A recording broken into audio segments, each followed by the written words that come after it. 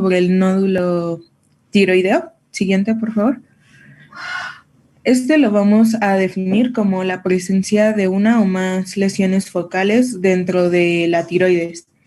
Va a ser radiológicamente distinto al parénquima tiroideo circundante, y en cuanto a su epidemiología vamos a tener que es más frecuente en mujeres y su prevalencia va a aumentar conforme mayor sea la edad de las personas a las que se estudien, al igual que en áreas con deficiencia de yodo. Esta es una alteración tiroidea que vamos a encontrar que es de las más frecuentes, y de los nódulos con cáncer tiroideo casi en su totalidad son neoplasias primarias. Y la prevalencia también va a depender del método empleado para su detección. En población general, la prevalencia es del 3 al 7% por palpación, del 19 al 67% por ultrasonido y del 50% por autopsia. Siguiente, por favor. Es importante evaluar los nódulos tiroideos, ya que hay una necesidad de excluir que se trate de una lesión maligna, ya que con la frecuencia de cáncer de nódulos tiroideos, que es del 5 al 10%, pues hay cierto riesgo.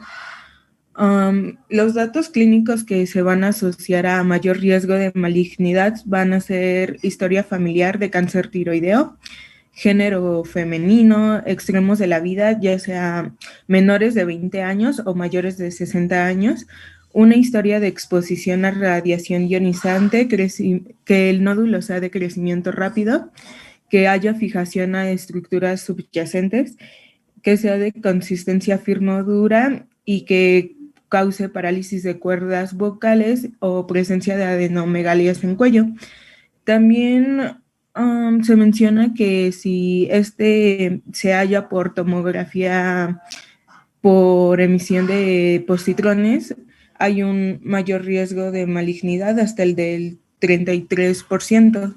Siguiente, por favor. Una vez diagnosticado el nódulo tiroideo, ya sea por alguno de estos métodos empleados, como ya les había mencionado, lo primero que se debe hacer es realizar un perfil tiroideo, debido a que casi todas las alteraciones en la función tiroidea son primarias. Las decisiones se centran tomando la TSH como el punto de inicio, la cual va a estar elevada en hipotiroidismo y disminuida en hipertiroidismo. Si el perfil tiroideo es de hipertiroidismo primario, o sea que vamos a tener la TSH suprimida con o sin alteraciones de hormonas tiroideas elevadas, debe realizarse un grama tiroideo. Si es un nódulo hiperfuncionante, hay un bajo riesgo de malignidad, por lo que no requiere mayor abordaje diagnóstico y se va a iniciar tratamiento. Si este es hipofuncionante o isofuncionante, debe continuarse con un abordaje detallado, ya que el riesgo de malignidad es del 5 al 10%. Aquí cabe mencionar que el grama de tiroides va a detectar nódulos mayores a 1.5 centímetros de diámetro. Se puede realizar con dos radioisopos, el radioyodo o el pernectato, pero se prefiere usar el radioyodo casi siempre. Y también va a estar contraindicado en mujeres embarazadas y en lactancia. Siguiente, por favor. Si el perfil tiroideo es normal, o sea que va a haber una TSH y hormonas tiroideas normales, o de hipotiroidismo primario, donde hay una TSH aumentada o con o sin hormonas tiroideas disminuidas, debe realizarse un ultrasonido tiroideo. Este va a permitir detectar nódulos mayores a 3 milímetros de diámetro. Las características ultrasonográficas que se deben asociar a mayor riesgo de malignidad es la hipoecogenicidad, bordes irregulares, una forma más alta que ancha, microcalcificaciones, invasión a tejidos blandos y aumento de la vascularidad interna. La presencia de anticuerpos antitiroideos contra tiroglobulina hiperoxidasa puede orientar la existencia de tiroiditis de Hashimoto, ya que esto se va a asociar a la presencia de nódulos tiroideos.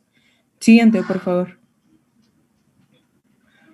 Los TIRADS o EUTIRADS es un sistema de informes diseñado para la evaluación ecográfica de los nódulos tiroideos y la estratificación de los requisitos para la biopsia por aspiración con aguja fina y para ver cuánta malignidad hay. Siguiente, por favor. Esta clasificación consiste en que se le va a asignar puntos dependiendo de las características de composición que tenga, que irán de 0 a 2 puntos, de ecogenicidad de 0 a 3 puntos, de forma de 0 a 3 puntos, de márgenes y de focos ecogénicos, que básicamente son microcalcificaciones, que igual estos irán de 0 a 3 puntos. Entonces, la suma de estos puntos que se obtengan, dependiendo de las características, va a determinar el grado de TIRADS en el que se va a clasificar, y dependiendo de este grado que tengan, se va a clasificar en TIRAD 1 si es benigno, TIRAD 2 si no hay sospecha de malignidad, TIRAD 3 si hay una leve sospecha, TIRAD 4 si hay moderadamente sospecha y TIRAD 5 si hay una alta sospecha de malignidad. Y pues básicamente aquí le puse las tablitas para que lo vean con más detenimiento después. Igual menciona la malignidad que puede haber y si es recomendable la biopsia por aspiración de aguja. Siguiente, por favor. La biopsia por aspiración con aguja fina es el método con mayor especificidad y sensibilidad que hay para el diagnóstico del nódulo tiroideo, y es el de elección para evaluarlos, así como para seleccionar aquellos que van a ser candidatos a cirugía. Debido a la alta prevalencia de los nódulos en la población general y a la frecuente coexistencia de dos o más en un mismo individuo, debe realizarse una selección para llevar a cabo la biopsia por aspiración con aguja fina. En general se recomienda en todos los nódulos que sean mayores a 5 milímetros de diámetro, que tengan características ultrasonográficas de malignidad. Es recomendable realizar la biopsia por aspiración guiada por ultrasonido en nódulos no palpables, quísticos de localización posterior o en aquellos que no cuenten con una biopsia previa con material suficiente. Siguiente, por favor. El tratamiento del nódulo va a depender del resultado de la biopsia por aspiración. Si este resultado lo marcan como no diagnóstico, van a ser biopsias que no cumplen con características de tener como mínimo 6 grupos de células foliculares que tengan cada uno de 10 a 15 células, ya que no se puede hacer una interpretación correcta. Por lo tanto, debe repetirse la biopsia y se recomienda que el segundo procedimiento sea guiado con ultrasonido. Si es el resultado maligno, es más frecuente el carcinoma papilar de tiroides y en este se amerita un tratamiento quirúrgico. Si es sospecha de malignidad, también debe de realizarse un tratamiento quirúrgico. Siguiente, por favor. Si es folicular, aquí el riesgo de tener un carcinoma folicular en un paciente es de el 20 al 30%. Y si el reporte es de lesión folicular, puede realizarse un gramagrama tiroideo. Y si este nódulo resulta ser hipercaptante, se da vigilancia, ya que no hay un gran potencial maligno, pero si es hipocaptante, se requiere un tratamiento quirúrgico. La lesión folicular de significado incierto va a tener un riesgo de malignidad del 5 al 10%. También aquí puede realizarse un grama tiroideo, y si el nódulo es hipo o isocaptante, se recomienda un tratamiento quirúrgico, pero por un menor riesgo de malignidad en lesiones foliculares se sugiere vigilancia y otra biopsia de 3 a 6 meses para un tratamiento definitivo. Y si el resultado es benigno, en esta categoría se incluyen los resultados de bocio, nódulo adenomatoso hiperplásico, de tiroides, entre otros. Aquí no se va a requerir un mayor abordaje, sin embargo, debe de permanecer en vigilancia mediante revisión clínica y ultrasonido. La indicación para repetir biopsia por aspiración aquí es si el nódulo tiene un crecimiento mayor o igual al 20% del diámetro, por lo que debe de hacerse el seguimiento, y el intervalo entre los estudios es en un inicio cada 3 o 6 meses y luego cada 1 o 2 años de forma indefinida mientras persista este nódulo. Siguiente, por favor.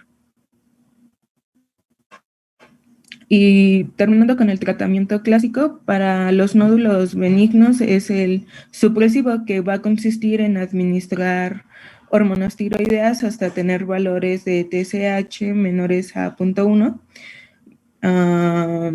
mil unidades sobre mililitros, y debe de evitarse en mujeres posmenopáusicas, hombres mayores a 60 años, pacientes con osteoporosis o con enfermedad cardiovascular. Si el nódulo es quístico puro, este va a tener un riesgo mayor de malignidad del 0.5 al 3%, y se recomienda aspiración del nódulo con fines terapéuticos, en especial en los que son mayores a 2 centímetros.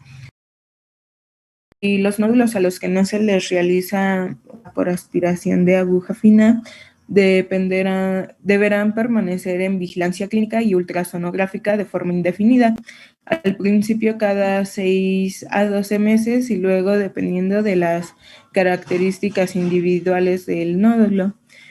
El tratamiento con radioyodo puede utilizarse en pacientes con nódulos hiperfuncionantes, y también se puede utilizar en pacientes con bocio multinodular o no candidatos al tratamiento quirúrgico. Sin embargo, este tratamiento no tiene utilidad en el manejo de nódulos hipofuncionantes. Y con esto acabaríamos nódulos. Siguiente. Y vamos a empezar a ver cáncer de tiroides.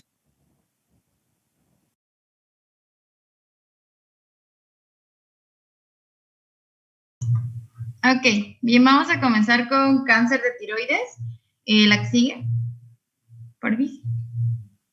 Bueno, como sabemos, bueno, como ya vimos, estas lesiones nodulares pueden ser o no malignas. Entonces ahora vamos a hablar de cuando estas lesiones están como establecidas como malignas y son carcinomas bien diferenciados.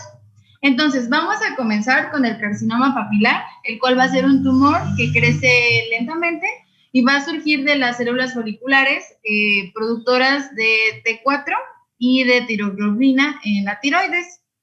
Este carcinoma representa el 80% de todos los carcinomas tiroideos. Es 3 veces más frecuente en mujeres que en hombres, y la presentación promedio va a ser entre los 34 a 40 años de edad. Sin embargo, aparece después de 10 a 20 años de latencia, ¿no? Bueno, siguiente, por favor. Sí. Okay. Ahora, vamos a hablar de la patología. Macroscópicamente, esta neoplasia va a ser invasivo y va a ser blanquecino. Va a tener márgenes mal definidos. Y en la microscopía los núcleos van a tener una apariencia de vidrio esmerilado, con surcos nucleares que son característicos y tienen pseudoinclusiones. La característica fundamental de este tipo de carcinoma es que va a presentar los cuerpos de samoma, que son calcificaciones, y puede ser multicéntrico, con focos en lóbulos ya sea ipsilateral o contralateral. Siguiente, por favor. Ok. Esta clase de tumores van a tener invasión local, que la biología mencionaba que pueden crecer a través de la cápsula tiroidea y van a invadir estructuras circundantes a la tiroides. Puede crecer hacia la tráquea y esto va a causar hemoptisis y también puede causar obstrucción de las vías respiratorias. Puede haber ronquera, ya que va a haber,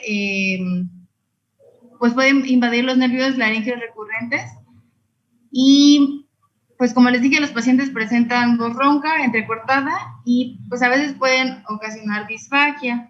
La siguiente, por favor.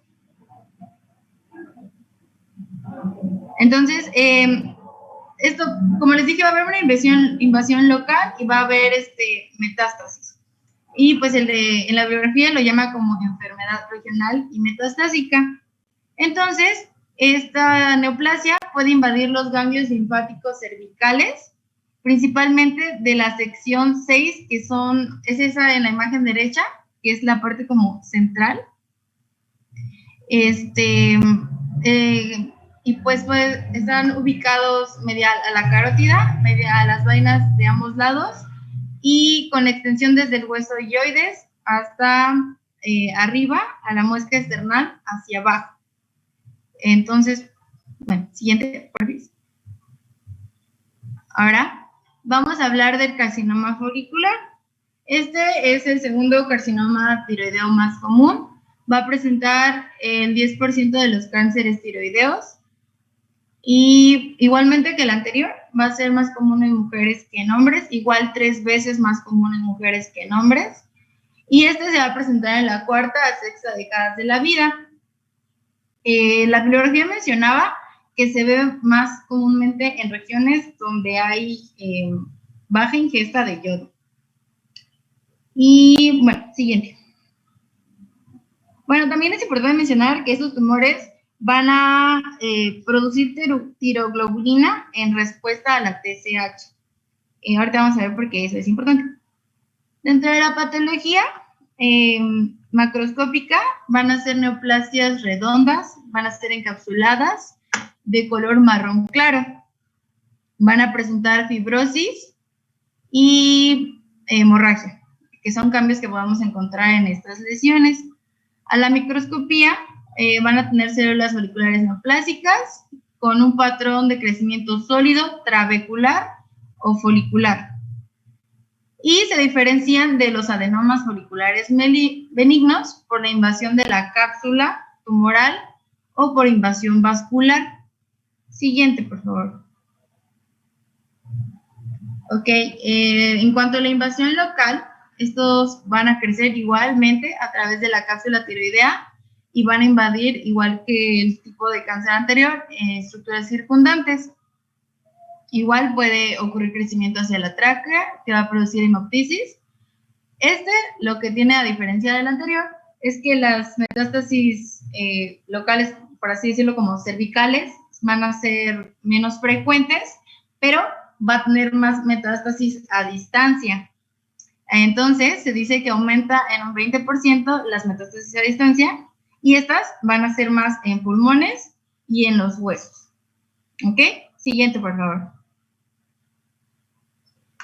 Ahora voy a hablar del tratamiento quirúrgico que aplica en ambos tipos de carcinomas. El tratamiento quirúrgico básicamente consiste en una tiroidectomía total. Sin embargo, esta cirugía tiene complicaciones como las lesiones del nervio laríngeo o hipoparatiroidismo, por daño inadvertido pues de esta glándula o extirpación de las glándulas paratiroides. Entonces,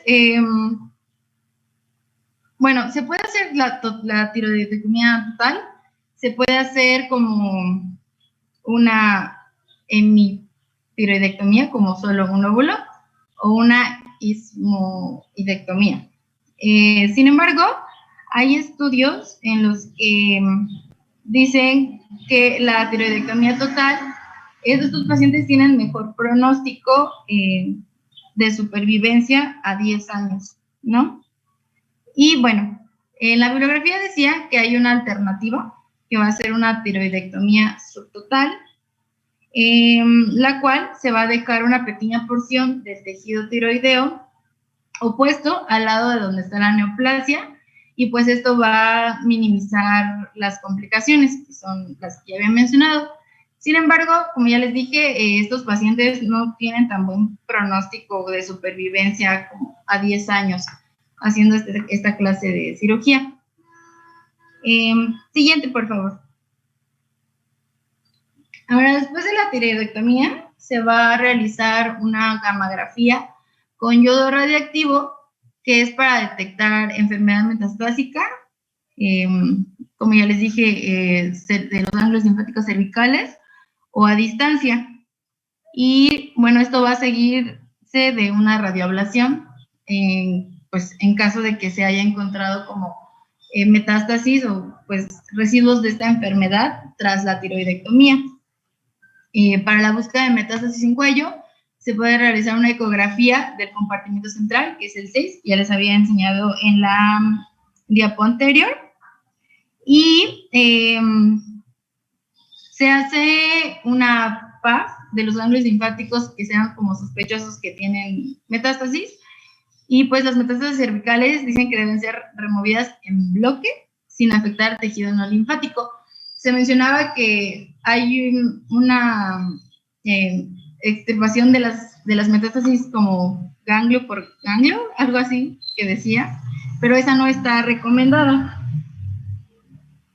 Ok, en cuanto a lo del yodo radioactivo, este puede ser administrado en dosis de diagnóstico para detectar el tejido residual, ya sea normal o neoplásico, y en caso de que pues sea neoplásico, se va a administrar como a dosis terapéuticas para poder extirparlo. Siguiente, por favor. Ok. Entonces, como ya les dije, se realiza una exploración con yodo radiactivo en el paciente, y pues este debe estar hipotiroideo para ello. La exploración se va a realizar de 4 a 6 semanas después de la tiroidectomía para inducir un hipotiroidismo y obtener los niveles altos de TSH, porque como les digo, estos tumores responden a TSH, entonces primero tiene que estar hipotiroideo el paciente para poder realizar esta exploración y ablación con yodo radiactivo. Entonces, se va a administrar una dosis, como ya les había dicho, diagnóstica de yodo 131 o 123. Se va a realizar la exploración en todo el cuerpo para detectar si hay tejido residual. Y si hay algún tejido residual, como ya les había dicho, se debe administrar una dosis terapéutica de yodo radiactivo para el tejido. Siguiente, por favor. Antes, perdón. Es que les puse una imagen ahí. Bueno, hay algo que se llama Thyrogen, que es TSH humana recombinante. Esta está aprobada en Europa para la ablación de restos postquirúrgicos y en cirugía. Este fármaco se utiliza Thyrogen y la supresión de T4 un día antes del estudio con yodo radiactivo para evitar en los pacientes esta incomodidad de suprimirles el tratamiento con Ay, perdón, me atrapé. Te bloqueaste, ¿qué pasó? Ay, perdón, no sé, es que hay mucho ruido aquí y me distraje. Bueno, entonces se va a realizar, perdón, una estimulación con PyroGen y una supresión de T4 un día antes del estudio para evitar la incomodidad de los pacientes, más en aquellos que no van a tolerar el hipotiroidismo. Y así vamos a generar niveles altos de TSH. Se va a usar en terapéutica el estudio de gammagrafía y se va a repetir hasta que la exploración del diagnóstico sea negativa. Siguiente. Entonces, todos los pacientes que se someten a este tratamiento de tiroidectomía van a tener tratamiento de supresión tiroidea. Entonces, los pacientes toman T4 en dosis diarias suficientes para suprimir la producción de TSH por la hipófisis. Ok, sí. Entonces, los niveles bajos de TSH en el torrente van a reducir las tasas de crecimiento tumoral porque les digo que los tumores reaccionan a TSH y pues se va a reducir la tasa de recurrencia de los carcinomas bien diferenciados. Entonces, como seguimiento, les va a monitorear de 6 a 12 meses con un escaneo y medición de la tiroglobulina sérica.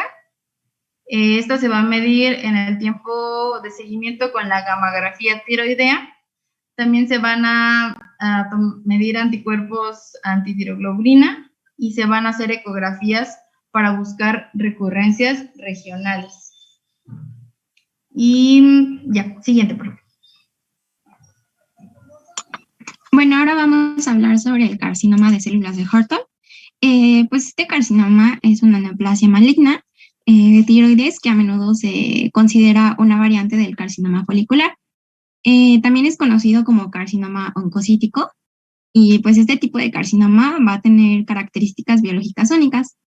Aproximadamente el 75 al 100% de este carcinoma pues se va a encontrar compuesto por las células de Hürtel, que pues de ahí viene su nombre. Estas células pues van a ser células foliculares, grandes y poligonales, que van a contener abundante citoplasma ácido filogranular. También se pueden encontrar estas células en otras variantes de afecciones tiroideas benignas, como la tiroiditis de Hashimoto, la enfermedad de Graves, el bocio multinodular, y también se pueden encontrar en otras neoplasias que son benignas. En este caso, estas neoplasias pues se conocen como adenomas de células de Hürtel, que de igual manera van a contener más del 75% de estas células. Este carcinoma pues, va a representar de 2 al 3% de todas las neoplasias malignas de tiroides y va a ocurrir con mayor frecuencia en mujeres que en hombres. Generalmente pues, se va a comenzar a manifestar en la quinta década de la vida. La siguiente, por favor. En cuanto a su etiología, pues vamos a tener que se va a relacionar con la deficiencia de yodo, con la sobreexpresión del oncogen P53, con mutaciones de genes somáticos, los cuales van a estar relacionados con el crecimiento, y también a radiación. En cuanto a la presentación clínica, pues es inespecífica, aunque es similar a otras neoplasias tiroideas. Cuando se sospecha de malignidad, pues vamos a tener que el nódulo es palpable, va a ser grande, va a haber signos de compresión, también va a haber crecimiento rápido y va a haber dolor. Y para la sospecha, los signos que nos van a sugerir que el carcinoma es de células de Hürtel, pues va a ser multifocal, va a ser bilateral, va a haber presencia de signos de metástasis, que van a ser el síntoma inicial. También pues vamos a tener la historia familiar y por lo general pues le da a los que son eutiroideos, que en sí pues sería que tienen anormalidades en los niveles de las hormonas tiroideas, pero como tal no una enfermedad tiroidea. La siguiente, por favor. En cuanto al diagnóstico, pues primero vamos a tener la biopsia con aspiración de punta o aguja fina. Este va a ser un procedimiento en donde se va a extraer una pequeña cantidad de tejido tiroideo. Después este tejido va a ser examinado por un patólogo bajo el microscopio y nos va a permitir distinguir pues las neoplasias de células de Hürtel, aunque no nos va a permitir saber si es benigno o maligno. Entonces, pues no, con este método pues no vamos a poder saber si es una neoplasia bueno, sí, un carcinoma más bien o un adenoma. En cuanto a las características citológicas, pues no va a haber estructura macrofolicular, va a haber ausencia de coloide, también va a haber ausencia de inflamación y va a haber presencia de vasculatura transgresora. La siguiente, por favor. Y bueno, las células de Horton también son conocidas como células oxifílicas, también oncocíticas, de Ascanasi o grandes. En la microscopía, pues las vamos a observar como células foliculares, que son grandes y poligonales. Estas pues van a contener abundante citoplasma ácido filogranular, van a tener el núcleo excéntrico y van a tener numerosas mitocondrias que se van a encontrar a nivel subcelular. La siguiente. En cuanto a los exámenes de imagen, pues vamos a tener la ecografía. En esta pues vamos a ver una masa sólida. En la TAC de cuello, pues esta nos va a dar información del tumor y su relación con estructuras adyacentes. Y en cuanto a la gramografía, pues nos va a permitir conocer la actividad de las células cancerígenas. Debido a que pues estos tumores son difíciles de identificar basándose solamente en la punción con aguja fina, se debe de realizar, bueno, cuando tenemos un hallazgo de las células en la biopsia con aspiración, lo siguiente es va a pasarnos a un examen anatomopatológico, ya con una muestra pues quirúrgica obtenida. Para esta, pues nosotros lo que vamos a observar primero macroscópicamente es de que es un tumor encapsulado. Este pues va a ser de color marrón, va a ser homogéneo y va a ser sólido, aunque puede tener focos de calcificación, también de hemorragia y de necrosis. La mayoría pues de estos carcinomas van a encontrarse separados, al menos parcialmente, de la glándula tiroides. Pues a esto es lo que se le conoce como la cápsula, que era lo que mencionó también esta Luna. Para hacer como tal ya el diagnóstico de que es un carcinoma de Horton, pues lo que debemos encontrar es invasión capsular y también invasión vascular. Bueno, si observan la imagen, esa es de un adenoma. ¿Le puedes dar otro clic, por favor, Miranda? Y esa imagen ya, la anterior, por favor. Y esa imagen ya es de un carcinoma, en donde se puede observar que ya hay invasión del tejido tiroideo normal. En cuanto a esta invasión, pues el tumor puede estar rodeado por la cápsula y puede haber algunas células que sobrepasan a la tiroides normal. A esto se le conoce como mínimamente invasivo, pero también puede haber otra presentación en donde es ampliamente invasivo, donde no va a haber cápsula o puede haber pequeños espacios con cápsula y va a haber mucho más células cancerígenas que están sobre el tejido tiroideo normal. La siguiente. Y bueno, ahora tenemos aquí a la estadificación, o bueno, al estado patológico, que es de NM. Pues este carcinoma se va a basar en este sistema, el cual pues es reconocido internacionalmente y es creado por el Comité Conjunto Americano del Cáncer. Este sistema pues va a utilizar información del tumor primario, que corresponde a la T, de los ganglios linfáticos, que corresponden a la N, y de la enfermedad metastásica recurrente, distante, que corresponde a la M. En sí, pues esta estadificación, pues un patólogo la va a utilizar y le va a dar un número para cada parte, y vamos a tener que el número más alto, pues nos indica que hay una enfermedad más avanzada y un peor pronóstico. La siguiente. En cuanto al tratamiento, pues vamos a tener que estos carcinomas se van a comportar más bien de forma muy agresiva. Los pacientes pues van a tener alto riesgo de enfermedad recurrente y también de metástasis. Vamos a tener aquí al yodo radioactivo, pero este tipo de carcinoma no va a absorberlo, por lo que se va a eliminar su beneficio diagnóstico y también terapéutico, los cuales sí tienen los carcinomas papilares y foliculares. En cuanto a, bueno, vamos a tener que los pacientes con un diagnóstico de esta neoplasia, basándose en hallazgos de la biopsia, se deben de someter a una lobectomía o histectomía. Y ya cuando hay un resultado patológico que confirma que el carcinoma es de células de Horton, pues los pacientes regresan a cirugía para completar la tiroidectomía. En cuanto a que el tumor sea mayor a 5 centímetros o cuando ya hay metástasis linfáticas palpables, pues se realiza a menudo tiroidectomía total, incluida la disección del cuello para los ganglios linfáticos palpables. Esto de que se realice la tiroidectomía total, pues es inicial. En cuanto al pronóstico, pues vamos a tener que los pacientes con este carcinoma van a ser monitoreados de cerca para poder detectar si hay una enfermedad recurrente o si hay metástasis. La tasa de supervivencia general a los 5 años es del 50 al 60%. Y pues vamos a tener también el control ecográfico cada 3 meses en pacientes que tienen riesgo de recurrencia. También se deben de monitorear signos de hipotiroidismo que sean posteriores a la cirugía. También tenemos aquí la radioterapia de haz externo, la cual se utiliza para tratar la enfermedad metastásica. La siguiente, por favor. Y bueno, ahora vamos a ver el carcinoma medular de tiroides. Este pues va a ser una neoplasia maligna muy poco frecuente, que es derivada de las células C o parafoliculares. Estas células pues son derivados de las crestas neurales y van a producir calcitonina, la cual pues va a participar en la regulación de las concentraciones séricas del calcio y va a estimular la mineralización ósea. Vamos a tener que este carcinoma pues va a representar aproximadamente el 5% de todas las neoplasias malignas de tiroides. Se va a observar más entre la población femenina y cuando tiene la presentación familiar, pues va a aparecer a los 10 años, mientras que si es esporádico, comienza en la cuarta o sexta década de la vida. Aproximadamente el 75% de estos carcinomas pues son esporádicos, mientras que el 25% se presentan de forma familiar.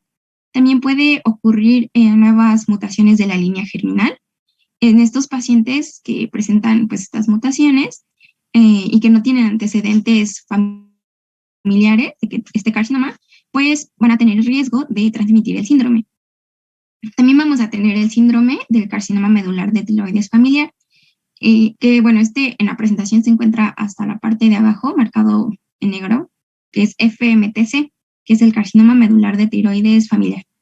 Este va a consistir en la neoplasia endocrina múltiple, que es la tipo 2.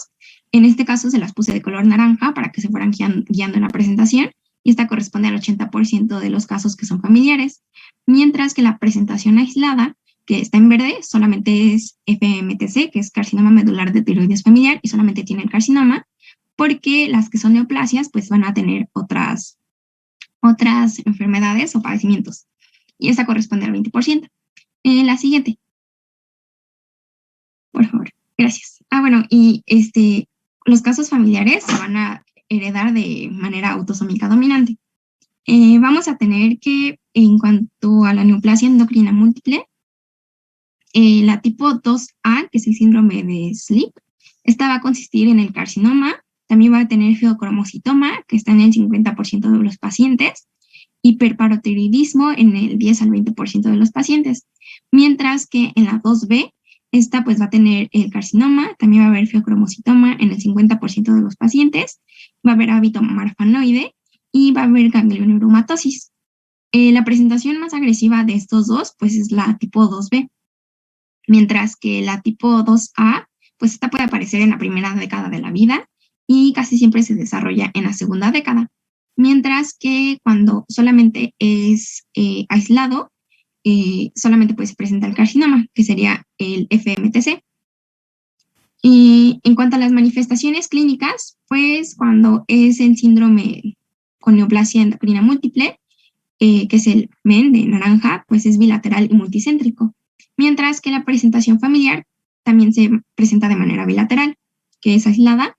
En cuanto a los casos esporádicos, estos generalmente se van a presentar como un tumor confinado en el óvulo tiroideo y generalmente se suele presentar en la porción superior.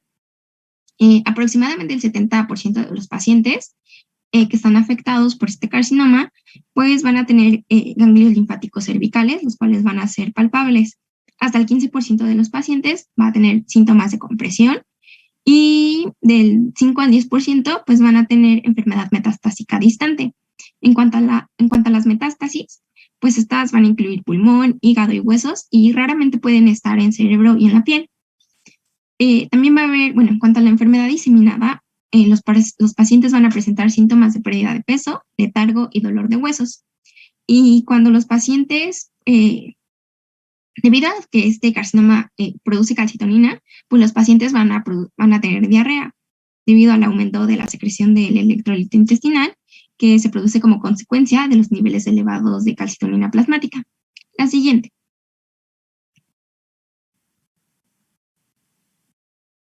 En cuanto al diagnóstico, primero vamos a tener las pruebas genéticas para la presentación familiar. Estas pues van a ser el pilar para el diagnóstico de este síndrome, bueno, del síndrome familiar, y se han descubierto mutaciones del protoncogen red, que se encuentra situado en el brazo largo del cromosoma 10. Este va a codificar para una proteína que va a participar en la señalización intracelular, la cual es esencial para el desarrollo normal de varios tipos de células nerviosas. Primero vamos a hablar sobre el tipo 2A. Este pues va a tener mutaciones en la línea germinal red, que van a dar como resultado sustituciones de cisteína, los cuales se van a encontrar conservados en los exones 10 y 11. En el tipo 2B va a haber mutaciones de la línea germinal que van a producir una sustitución de trionina por metionina en el codón 918 del exón 16. Y en cuanto a la forma aislada, pues va a haber mutaciones que están descritas en los exones 13 y 14. También vamos a tener que los pacientes que tienen la presentación esporádica se van a someter a análisis mutacional de red debido a que, en sí esto es para descartar nuevas mutaciones que sean espontáneas de la línea germinal. Y esta prueba pues va a ser de rutina en pacientes que son de riesgo y también en hijos de padres que saben que tienen el síndrome familiar. Se deben de someter a estas pruebas debido a que esto nos puede ayudar a guiar la terapia y también el asesoramiento genético. La siguiente, por favor. Ahora vamos a hablar sobre las pruebas bioquímicas. En este caso, debido a que este tumor produce calcitonina, pues los niveles elevados de calcitonina nos van a dar el diagnóstico. Estas pruebas pues van a ser útiles en vigilancia de pacientes que tienen antecedente del carcinoma y también para el manejo de formas familiares. En sí, pues esta prueba va a estimular la liberación de calcitonina mediante el uso de pentagastrina intravenosa, ya que esto aumenta la sensibilidad de la prueba. Para la evaluación de la calcitonina, pues primero se debe de medir el nivel de calcitonina plasmática inicial, después se va a administrar por vía intravenosa 0.5 miligramos sobre kilogramo de pentagastrina y después se realizan mediciones seriadas de calcitonina a 1.5 minutos y a 5 minutos. Vamos a tener que los niveles elevados, tanto basal o cuando ya se estimuló con la administración de pentagastrina, que estén por encima de lo normal, pues nos van a dar diagnóstico de este carcinoma. La siguiente, por favor.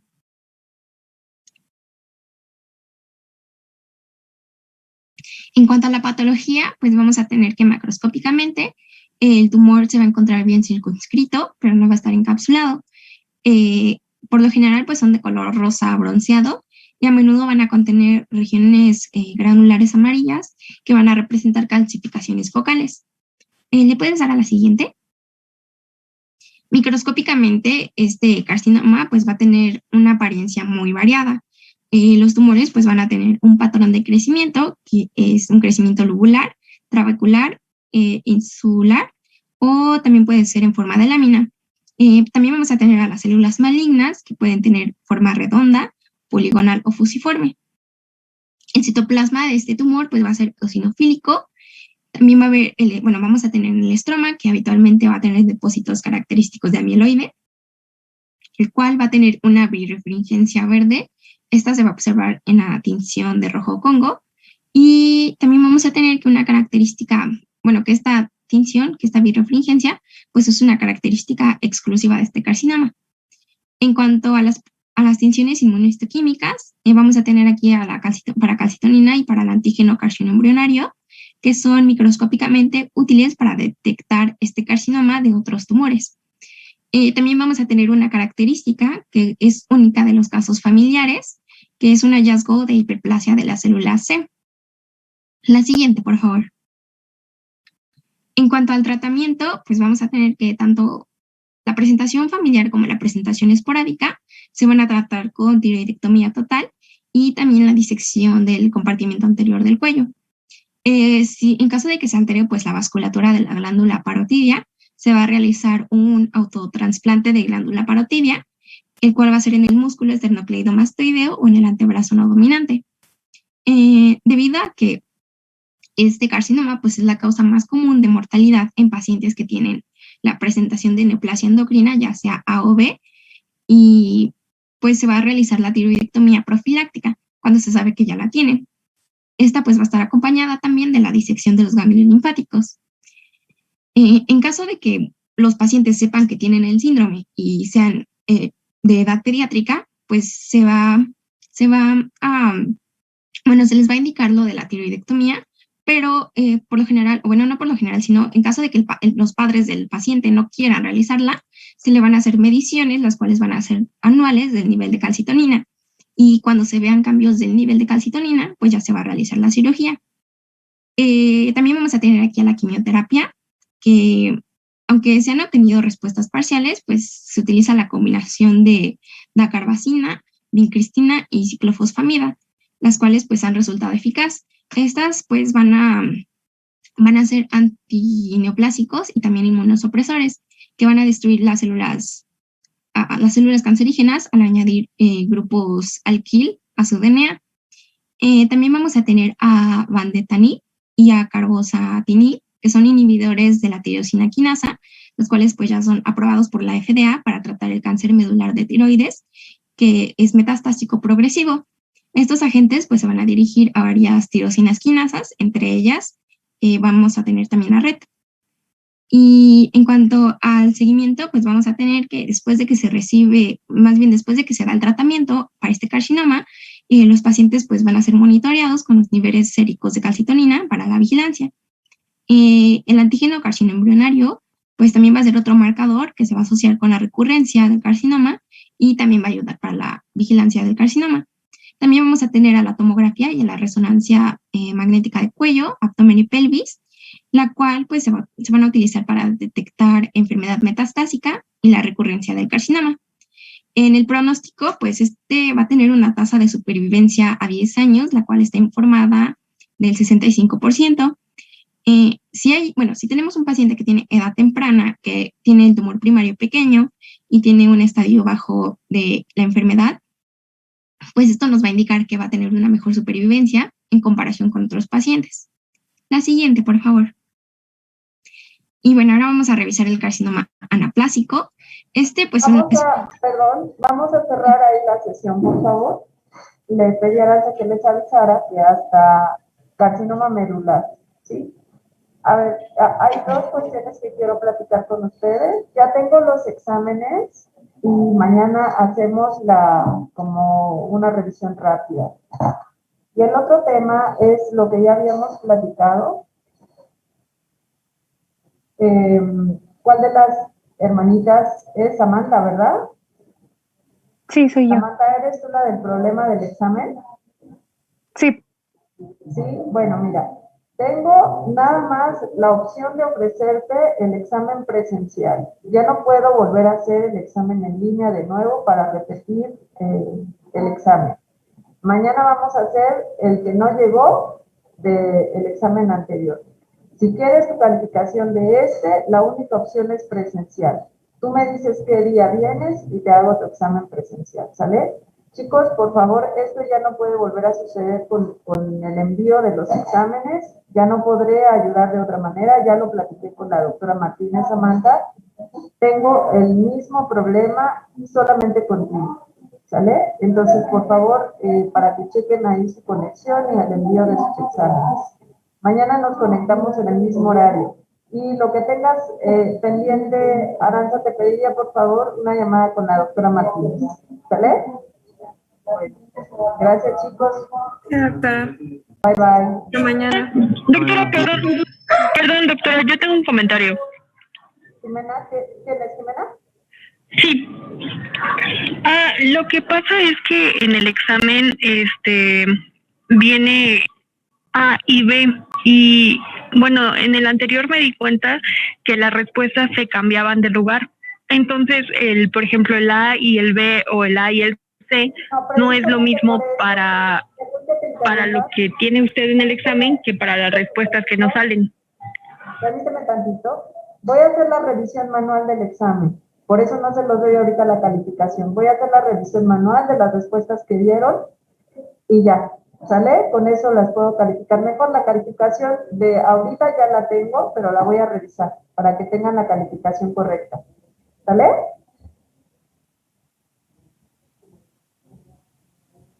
¿Sí me escuchan o no? Sí, doctora. Jimena, ¿me escuchaste? Sí, doctora, sí se escucha.